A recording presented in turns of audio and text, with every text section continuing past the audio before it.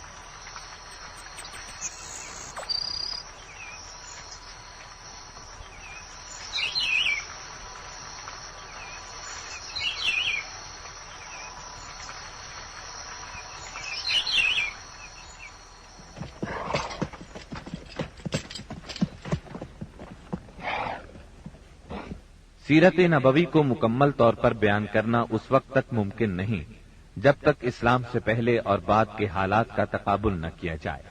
इसलिए हम असल मजमून से पहले इस हिस्से में इस्लाम से पहले अरब की कैफियत बयान करेंगे, अरब अक़वाम और उनकी मुआशरत का नक्शा खींचेंगे। फिर वो हालात बयान करेंगे जिनमें रसूलुल्लाह सल्लल्लाहु अलैहि वसल्लम की बेअसत हुई।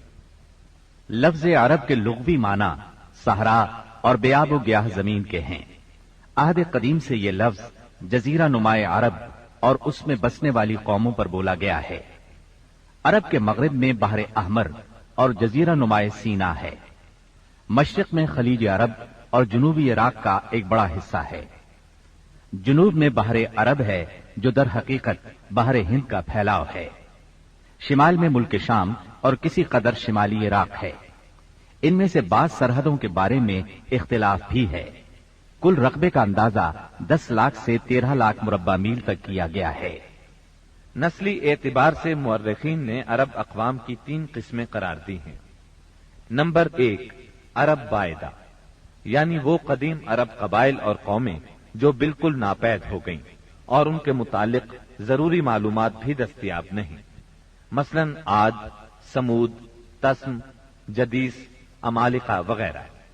نمبر 2، عرب عاربہ، یعنی وہ عرب قبائل جو یارب بن یشجب بن قحطان کی نسل سے ہیں، انہیں قحطانی عرب کہا جاتا ہے۔ نمبر 3، عرب مستعربہ، یعنی وہ قبائل جو سیدنا اسماعیل علیہ السلام کی نسل سے ہیں، انہیں عدنانی عرب کہا جاتا ہے۔ عرب عاربہ یعنی قحطانی عرب کا اصل گہوارہ ملک یمن تھا۔ یہیں ان کے خاندان اور قبیلے مختلف شاخوں میں پھوٹے، پھیلے اور بڑھے۔ ان میں سے 2 قبیلوں نے بہت شہرت حاصل کی، ایک ہمیر جس کی مشہور شاخیں زید الجمہور، قزاع اور سکاسک ہیں، دوسرا کہلان جس کی مشہور شاخیں ہمدان، انمار، مزہج، تے، کندہ، لخم، جزام، ازد، اوس، خزرج اور اولاد جفنہ ہیں، جنہوں نے آگے چل کر ملک شام میں بادشاہت قائم کی اور آل غسان کے نام سے مشہور ہوئے۔ عرب مستعربہ کے جد اعلیٰ سیدنا ابراہیم علیہ السلام اصلاً عراق کے ایک شہر اور کے باشندے تھے۔ یہ شہر دریائے فرات کے مغربی ساحل پر کوفے کے قریب واقع تھا۔ اس کی کھدائی کے دوران میں جو کتبے برآمد ہوئے ان سے اس شہر کے متعلق بہت سی تفصیلات منظر عام پر آئی ہیں، اور سیدنا ابراہیم علیہ السلام کے خاندان کی بعض تفصیلات معلوم ہوئی ہیں۔ نیز ملک کے دینی اور اجتماعی حالات بھی سامنے آئے ہیں۔ سیدنا ابراہیم علیہ السلام یہاں سے ہجرت کر کے شہر حران تشریف لے گئے تھے، اور پھر وہاں سے فلسطین جا کر اس کو اپنی دعوتی سرگرمیوں کا مرکز بنا لیا، اور دعوت و تبلیغ کے لیے یہیں سے اندرون و بیرون ملک آتے جاتے رہتے تھے۔ ایک بار آپ مصر تشریف لے گئے۔ فرعون نے آپ کی بیوی سیدہ سارہ علیہ السلام کی کیفیت سنی تو بدنیت ہو گیا، انہیں بری نیت سے اپنے دربار میں بلایا، لیکن اللہ نے سیدہ سارہ کی دعا کے نتیجے میں غیبی طور پر فرعون کی ایسی گرفت کی کہ وہ ہاتھ پاؤں مارنے لگا۔ اس کی نیت بد اس کے منہ پر مار دی گئی، اور وہ اس حادثے کی نوعیت سے سمجھ گیا کہ سیدہ سارہ اللہ کی نہایت خاص اور مقرب بندی ہیں۔ وہ ان کے اس وصف سے اس قدر متاثر ہوا کہ اپنی بیٹی ہاجرہ کو ان کی خدمت میں دے دیا۔ پھر سیدہ سارہ نے سیدہ ہاجرہ کو ابراہیم علیہ السلام کی زوجیت میں دے دیا۔ ابراہیم علیہ السلام ان دونوں کو لے کر فلسطین واپس تشریف لائے۔ پھر اللہ نے سیدہ ہاجرہ کے بطن سے ابراہیم علیہ السلام کو ایک فرزند ارجمن اسماعیل علیہ السلام عطا فرمایا۔ سیدہ سارہ بے اولاد تھیں، اس لیے انہیں بہت غیرت آئی، اور انہوں نے سیدنا ابراہیم علیہ السلام کو مجبور کیا کہ سیدہ ہاجرہ کو ان کے نوزائیدہ بچے سمیت جلا وطن کر دیں۔ حالات نے ایسا رخ اختیار کیا کہ انہیں سیدہ سارہ کی بات ماننا پڑی، اور وہ سیدہ ہاجرہ اور اسماعیل علیہ السلام کو لے کر حجاز تشریف لے گئے۔ وہاں انہیں ایک بے آب و گیاہ وادی میں اتار دیا۔ اسی جگہ آج بیت اللہ ہے، اس وقت نہیں تھا، صرف ٹیلوں کی طرح ابھری ہوئی زمین تھی۔ سیلاب آتا تو دائیں بائیں سے کترا کر نکل جاتا تھا۔ وہیں مسجد حرام کے بالائی حصے میں زمزم کے پاس ایک بہت بڑا درخت تھا۔ آپ نے ان دونوں کو اسی درخت کے پاس چھوڑا تھا۔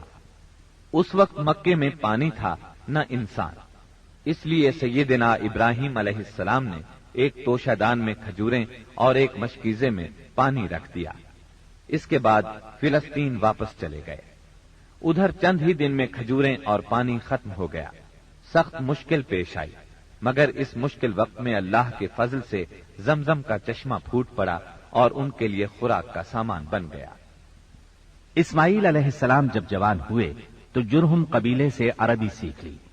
یہ قبیلہ وہاں پانی دیکھ کر آباد ہو گیا تھا۔ اس قبیلے کے لوگ انہیں پسند کرنے لگے تو ان لوگوں نے اپنے خاندان کی ایک خاتون سے ان کی شادی کر دی۔ اسی دوران میں سیدہ ہاجرہ کا انتقال ہو گیا۔ ادھر سیدنا ابراہیم علیہ السلام کو خیال آیا کہ اپنا ترکہ دیکھنا چاہیے، چنانچہ وہ مکہ معظمہ تشریف لے گئے، لیکن سیدنا اسماعیل علیہ السلام سے ملاقات نہ ہوئی۔ بہو سے حالات دریافت کیے. اس نے تنگ دستی کی شکایت کی. آپ نے وصیت کی کہ اسماعیل آئیں تو کہنا اپنے دروازے کی چوکھٹ بدل دیں. سیدنا اسماعیل علیہ السلام اس وصیت کا مطلب سمجھ گئے. انہوں نے بیوی کو طلاق دے دی اور ایک دوسری عورت سے شادی کر لی جو جرہم کے سردار مزاز بن عمرو کی صاحبزادی تھی. ان کی دوسری شادی کے بعد ایک بار پھر سیدنا ابراہیم علیہ السلام مکے تشریف لے گئے، مگر اس مرتبہ بھی سیدنا اسماعیل علیہ السلام سے ملاقات نہ ہو سکی.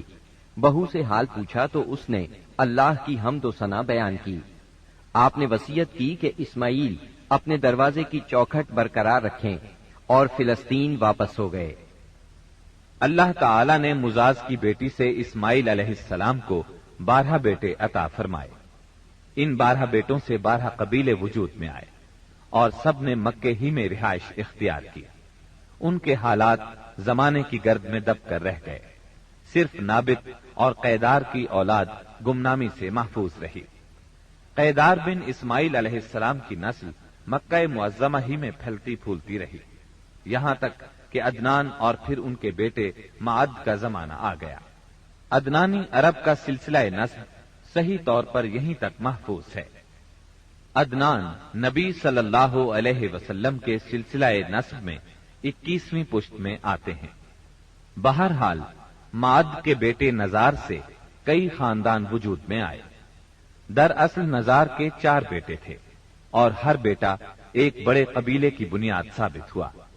چاروں کے نام یہ ہیں: ایاد، انمار، ربیہ اور مزر. ان میں سے آخری 2 قبیلوں کی شاخیں اور شاخوں کی شاخیں بہت زیادہ ہوئیں. چنانچہ ربیہ سے اسد بن ربیہ، انزہ، عبد القیس، وائل، بکر، تغلب اور بنو حنیفہ وغیرہ وجود میں آئے. مزر کی اولاد 2 بڑے قبیلوں میں تقسیم ہوئی. نمبر 1 قیس اعلان بن مزر، نمبر 2 الیاس بن مزر. قیس اعلان سے بنو سلیم، بنو حوازن، بنو غطفان، غطفان سے ابس، زبیان، اشجار اور غنی بن آصر کے قبائل وجود میں آئے. الیاس بن مزر سے تمیم بن مرہ، حزیل بن مدرکہ، بنو اسد بن خزیمہ اور کنانہ بن خزیمہ کے قبائل وجود میں آئے. پھر کنانہ سے قریش کا قبیلہ وجود میں آیا. یہ قبیلہ فہر بن مالک بن نضر بن کنانہ کی اولاد ہے. پھر قریش بھی مختلف شاخوں میں تقسیم ہوئے. مشہور قریشی شاخوں کے نام یہ ہیں: جمح، سہم، عدی، مخزوم، تیم، زہرہ اور قصی بن کلاب کے خاندان یعنی عبد الدار، اسد بن عبد العزا اور عبد مناف. یہ تینوں قصی کے بیٹے تھے. ان میں سے عبد مناف کے 4 بیٹے ہوئے جن سے 4 ذیلی قبیلے وجود میں آئے یعنی عبد الشمس، نوفل، مطلب اور ہاشم. انہی ہاشم کی نسل سے اللہ نے ہمارے نبی کریم صلی اللہ علیہ وسلم کا انتخاب فرمایا. ابن عباس رضی اللہ عنہ کا بیان ہے کہ رسول اللہ صلی اللہ علیہ وسلم نے فرمایا: اللہ تعالیٰ نے مخلوق پیدا فرمائی تو مجھے سب سے اچھے گروہ کے اندر رکھا، پھر قبائل کو چنا تو مجھے سب سے اچھے قبیلے کے اندر بنایا، پھر گھرانوں کو چنا تو مجھے سب سے اچھے گھرانے میں بنایا. لہذا میں اپنی ذات کے اعتبار سے بھی سب سے اچھا ہوں اور اپنے گھرانے کے اعتبار سے بھی سب سے بہتر ہوں. جس وقت جزیرۃ العرب پر اسلام کا سورج طلوع ہوا، وہاں 2 قسم کے حکمران تھے.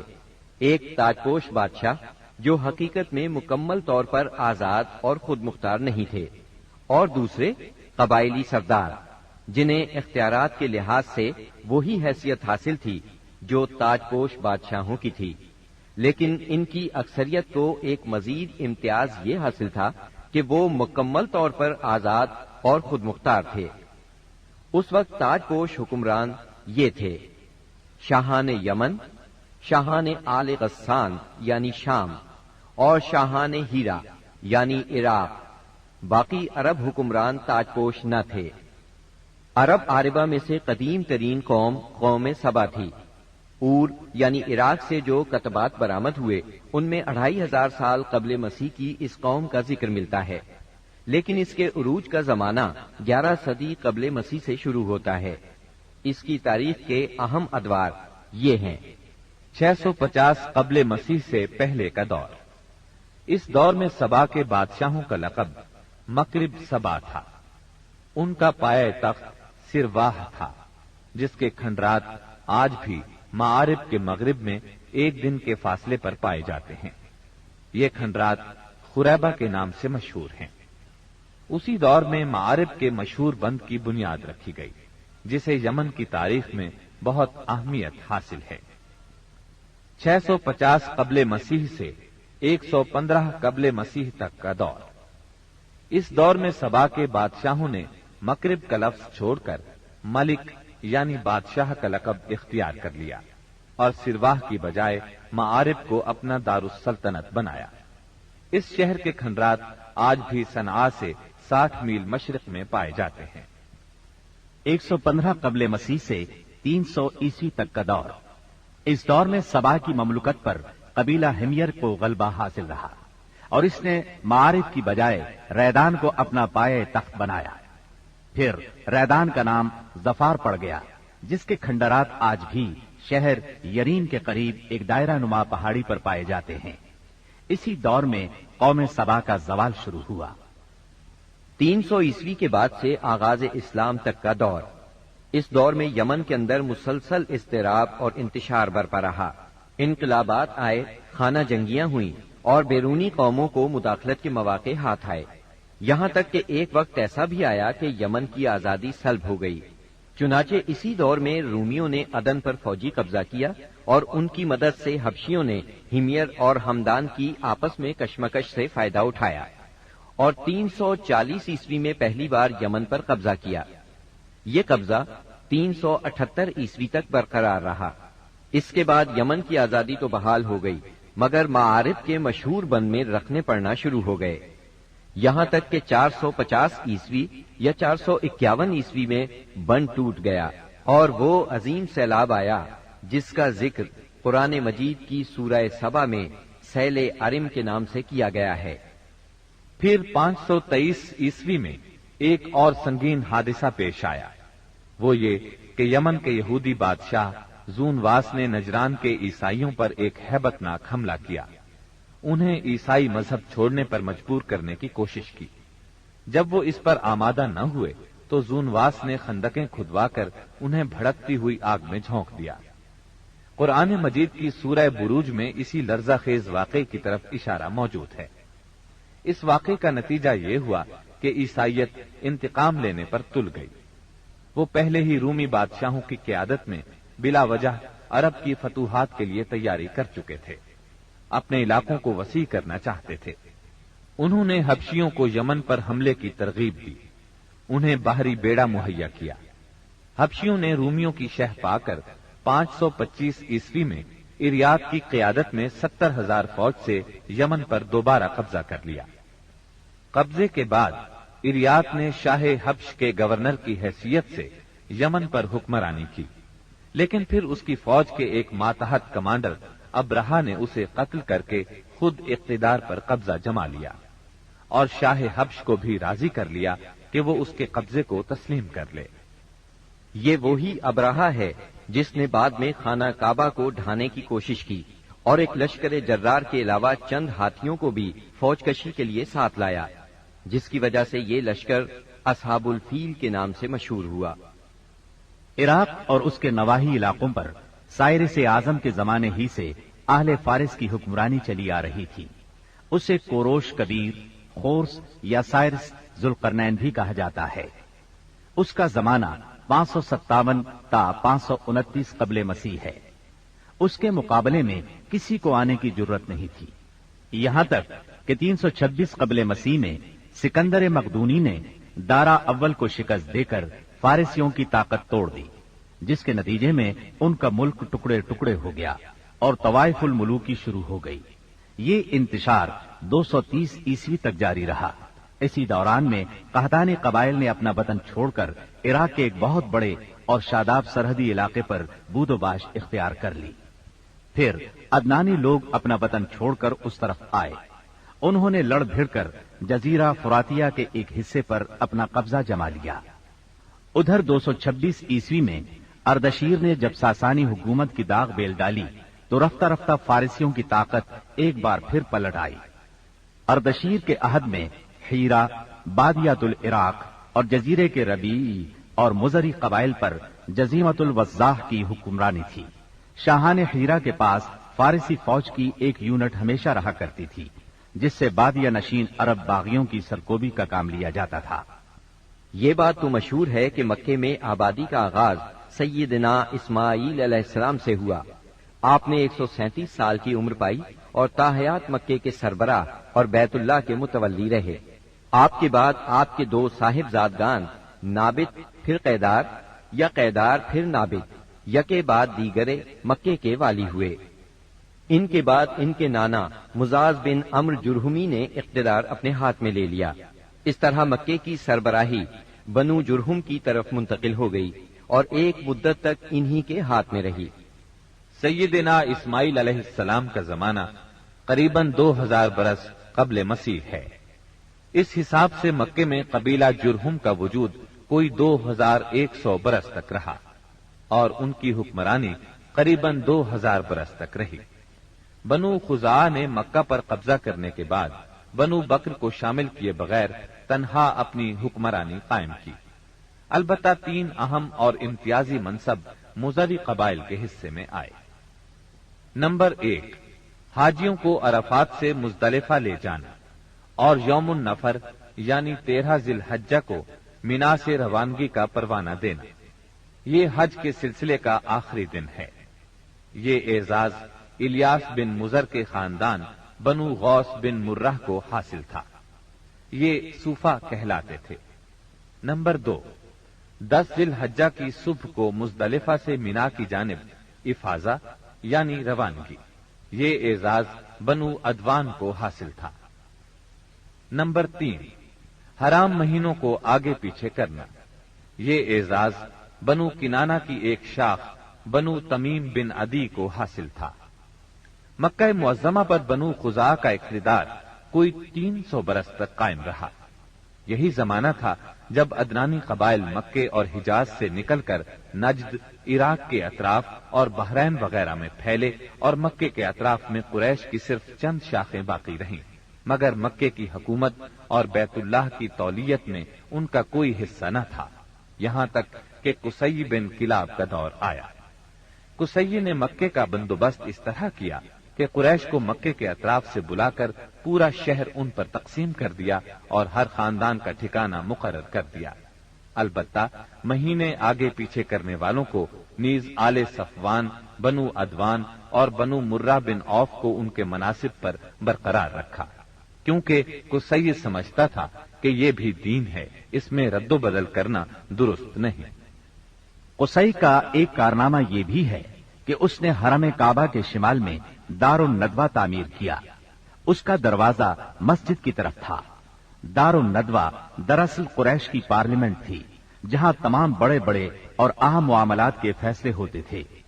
قریش پر دار الندوہ کے بڑے احسانات ہیں، کیونکہ یہ ان کے اتحاد کا ضامن تھا اور یہیں ان کے الجھے ہوئے مسائل احسن طریقے سے طے ہوتے تھے۔ قصی کو سربراہی اور عظمت کے یہ مرتبے حاصل تھے۔ نمبر 1، دار الندوہ کی صدارت، جہاں بڑے بڑے معاملات کے بارے میں مشورے ہوتے تھے اور جہاں یہ لوگ اپنی بیٹیوں کی شادیاں بھی کرتے تھے۔ نمبر 2، لوا یعنی جنگ کا پرچم قصی ہی کے ہاتھوں باندھا جاتا تھا۔ نمبر 3، حجابت یعنی خانہ کعبہ کی پاسبانی۔ اس کا مطلب یہ ہے کہ خانہ کعبہ کا دروازہ قصی ہی کھولتا تھا۔ خانہ کعبہ کی خدمت اسی کے ذمے تھی، چابی بردار بھی وہی تھا۔ نمبر 4، سقایا یعنی پانی پلانا۔ اس کی صورت کچھ یوں تھی کہ حوض میں حاجیوں کے لیے پانی بھر دیا جاتا تھا، اس میں کچھ کھجور اور کشمش ڈال کر اسے شیریں بنایا جاتا تھا۔ حجاج جب مکے آتے تو اسے پیتے تھے۔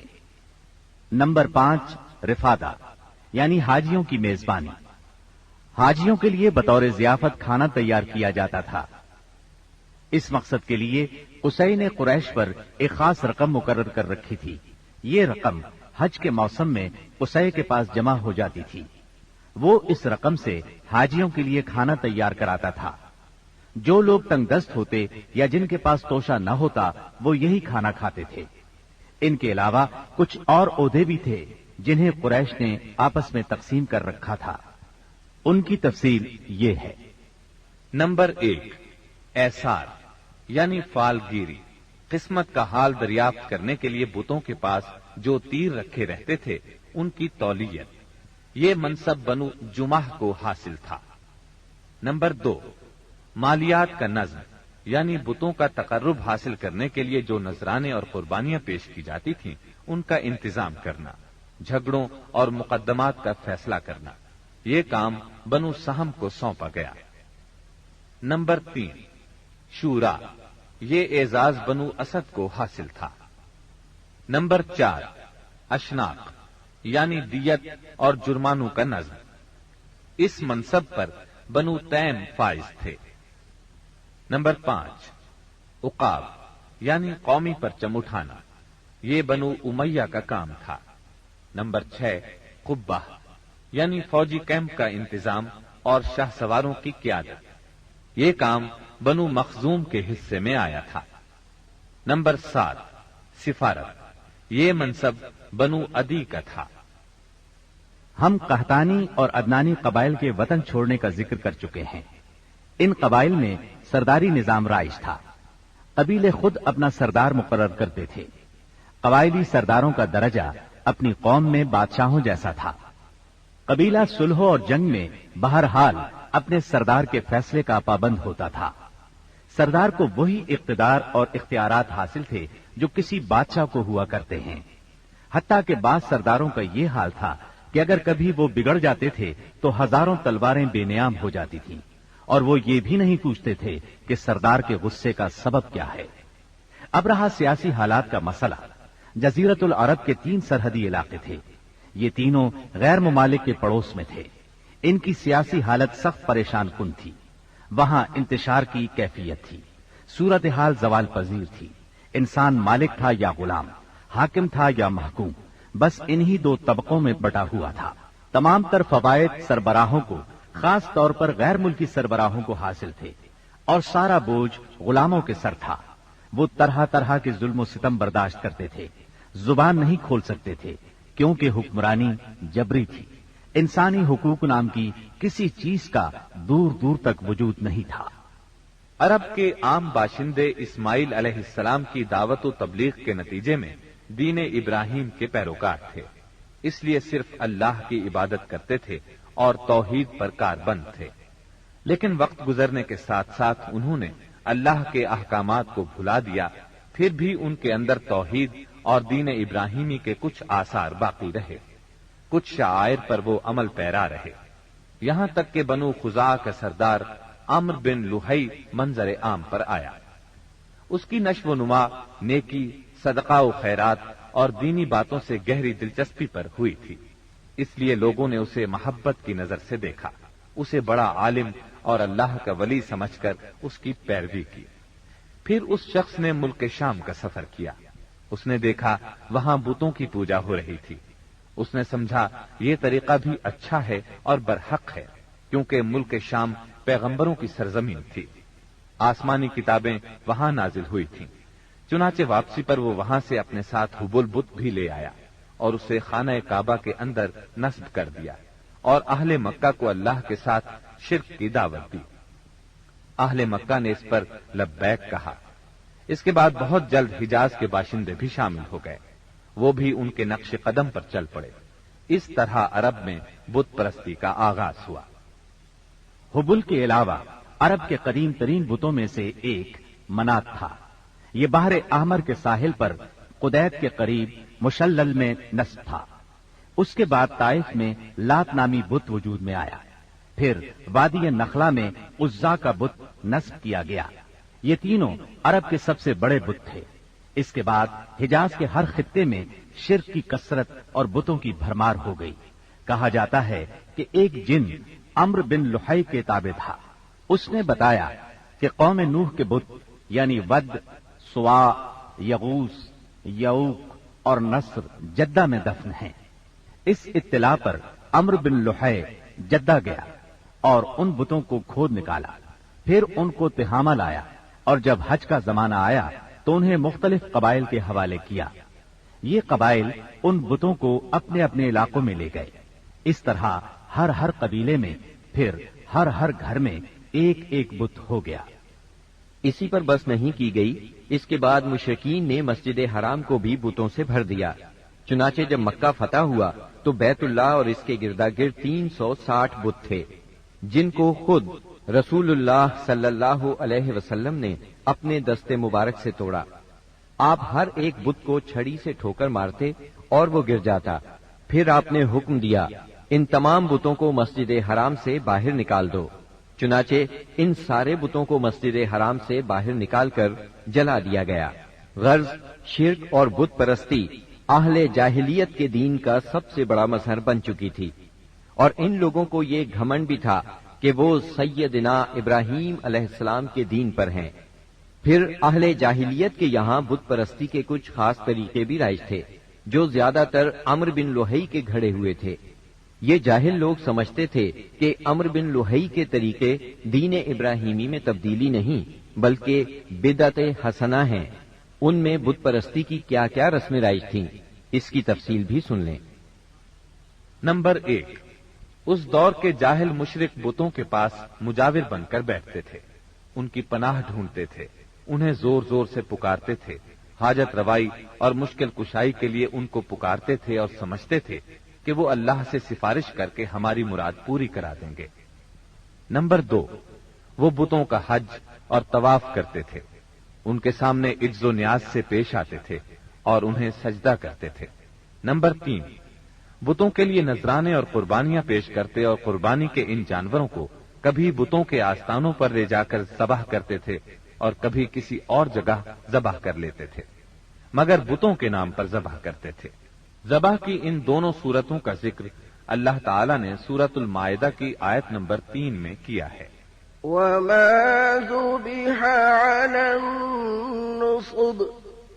यानी वो जानवर भी हराम हैं जो आस्थानों पर ज़बाह किए गए हों।